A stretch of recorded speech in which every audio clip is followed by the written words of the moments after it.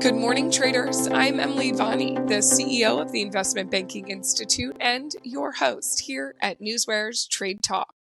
Joining me is trading anchor Bill Olson, who brings more than 30 years of institutional trading experience to our program. At Trade Talk, we provide the facts, themes, and trading ideas for the day ahead.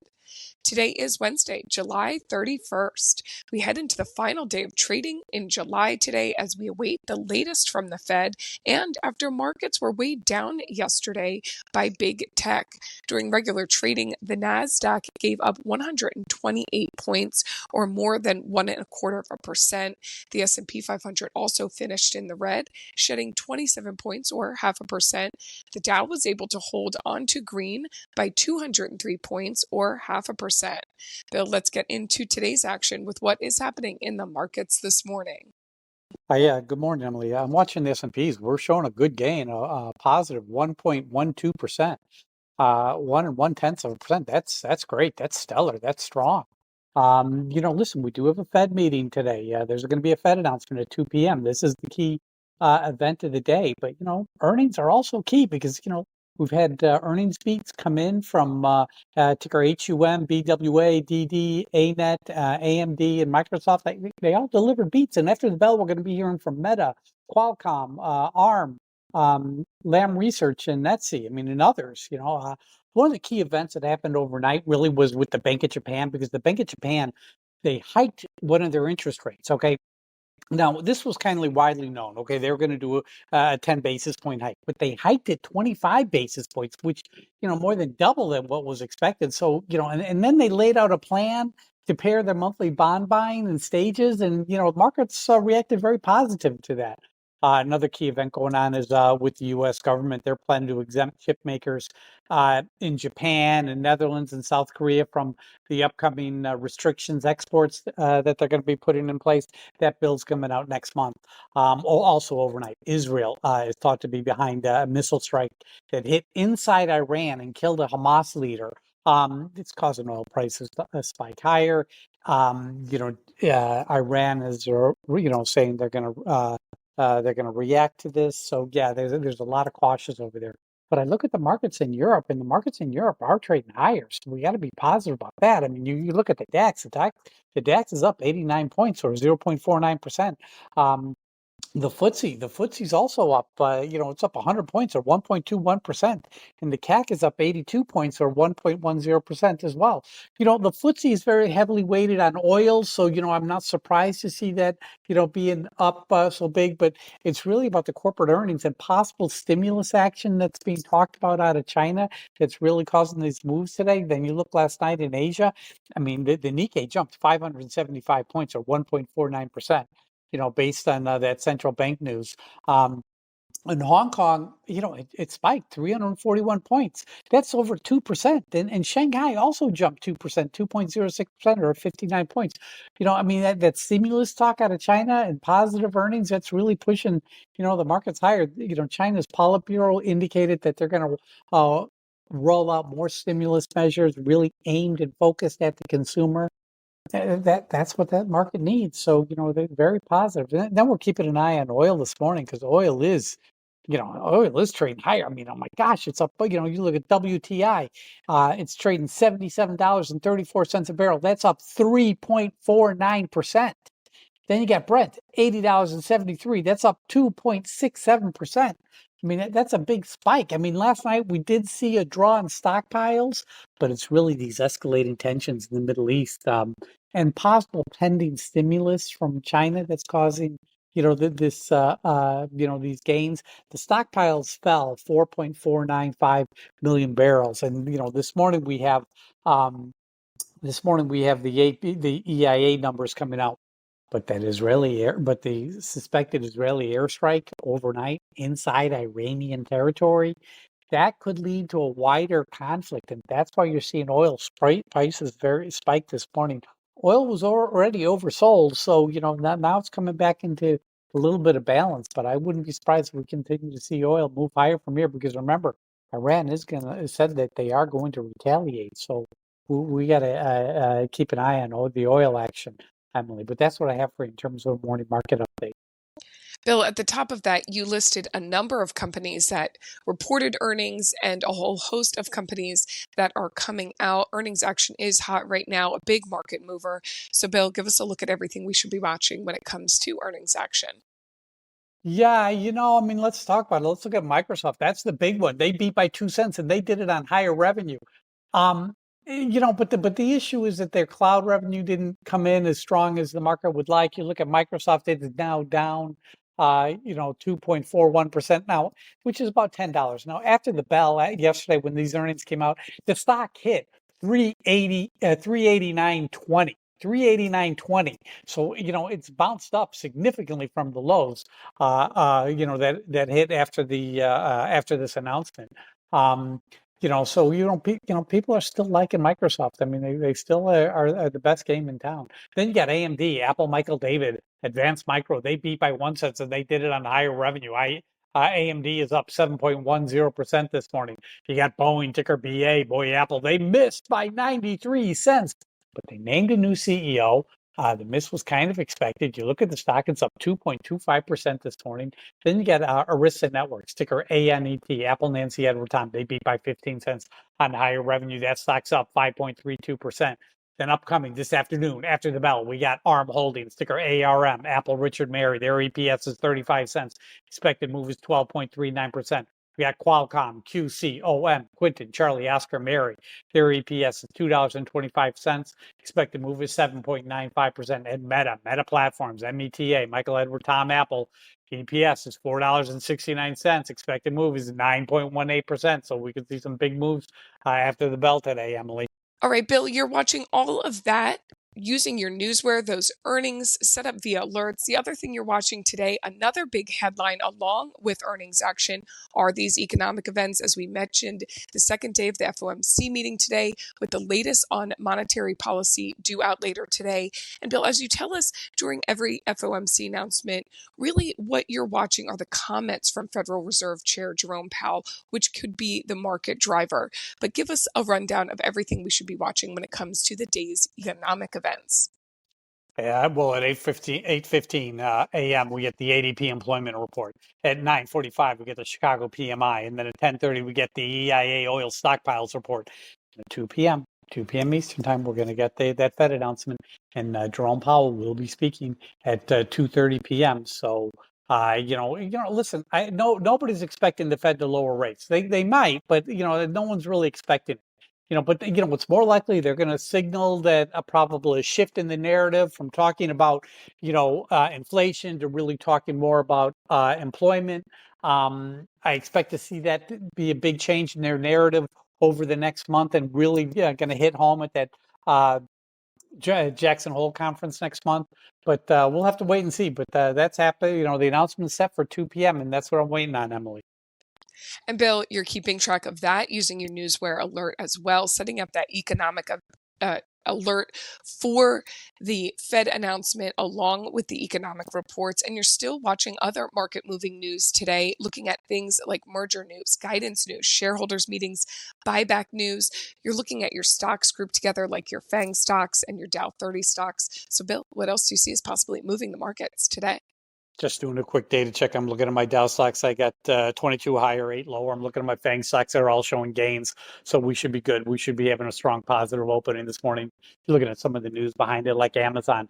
The Consumer Product Safety Commission yesterday issued a decision and order against Amazon, saying Amazon is responsible for hazardous products sold by third parties. Ooh, they didn't want to see that. But listen, stock's still cheap at 182. We're talking Google. Google has this nurse handoff tool. It's still in development, but there's some questions about it. Its consistency and quality is a news story. It's out there. Meta Platforms. Apparently, they're running ads that steer users to online marketplaces for illegal drugs. It was reported on about a month ago, but they're still doing it. And something on Tesla, kind of, Uber is teaming up with BYD to add 100,000 EVs to its ride-hailing platform. I don't think Tesla's going to like that too much, but we'll see. Let's move on to Dow Jones 30 news. Intel's set to cut thousands of jobs as part of a cost-cutting measure. We're talking Boeing again. We already mentioned about their earnings, but Boeing's July deliveries held a decent pace. Now, that Chinese, could soon resume taking planes from Boeing. And, face the facts, Boeing reported this morning that they have a backlog of $516 billion worth of planes. That's 5,400 planes on back order.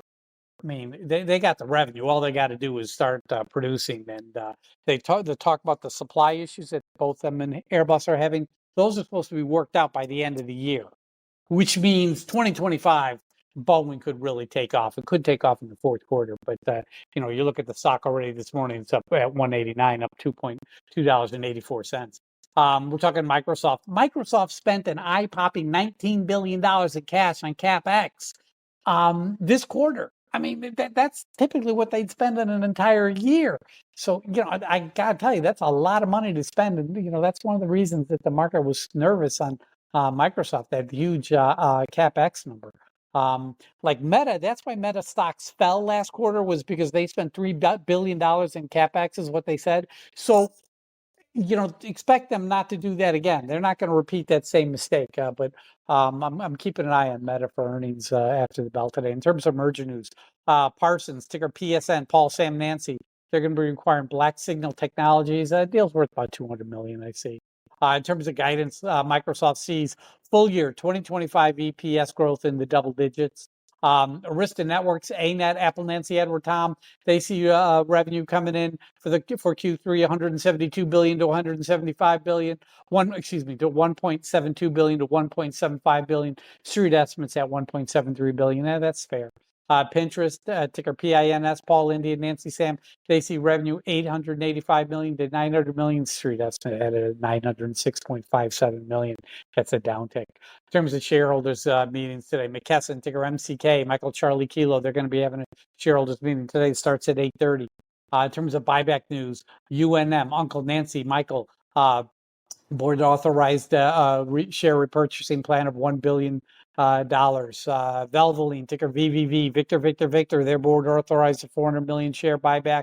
Lovesac, ticker LOVE, Larry, Oscar, Victor, Edward, they're doing a 400 million share repurchasing plan. And that's what I have for you about news hitting the tape this morning, Emily. This is the type of data that NewsWare delivers daily. It's factual, it's market moving, and our alerting functions bring it to your attention as it happens.